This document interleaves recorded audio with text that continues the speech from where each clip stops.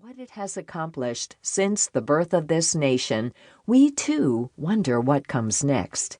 The confluence of factors seems to indicate that this time in history is different from other times when crises in higher education loomed large, such as post-World War II and the 1960s. However, we engage with our work and this text full of optimism and excitement because the opportunities for creative change are endless.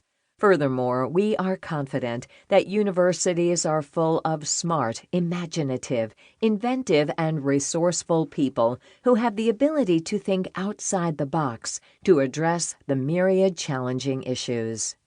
We hope listeners enter this text with the same mindset and view Chapter 1 as an opportunity to gain a full understanding of the challenges in order to think about possibilities as they listen to the rest of the chapters. In other words, do not despair that the situation is hopeless. It is not. There is the proverbial light at the end of the tunnel, and it is not an oncoming train. Keep listening, as many great minds are already at work exploring various creative ways to address the challenges we all face. Higher education must reimagine its role in order to address the changing nature of the world and of work. Not every institution will make the same decisions, nor should they, given that one of the strengths of American higher education has always been its capacity to serve an ever-changing diverse set of needs and learners. For example, minority-serving institutions, women's colleges, technical schools, community colleges, to achieve a variety of individual, local, and societal goals. Because these interests and needs continue to evolve along with the nation's and the world's needs, some of us must realign our visions and missions. We see this new imperative as one that demands that we actively take control of our own destiny and navigate the complexity, or others will potentially do it for us. We do not want to experience the same fate as Kodak or the railroad industry. They both viewed their work too narrowly and relied on their past success when the world around them was changing.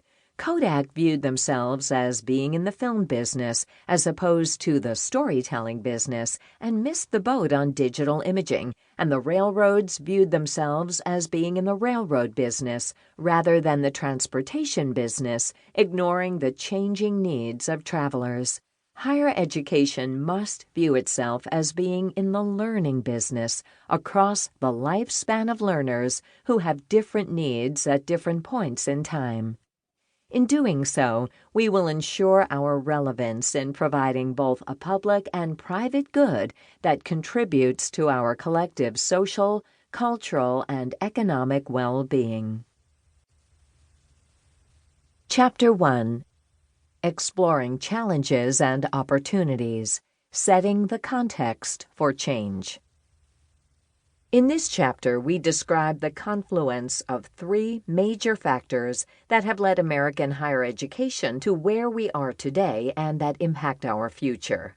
These factors are growing public concern around return on investment, persistence and graduation rates, lack of access, college readiness, perceived skills gap, misalignment with workforce needs and public interest, political and social context, fierce competition and confusion in the marketplace, radically changing employment landscape, including accelerating pace of change, automation, globalization, changing nature of organizations, the rise of the gig economy, increasingly diverse workplaces, employer view of the future, expanding learner base and changing learner needs that involve traditional learners, post-traditional learners.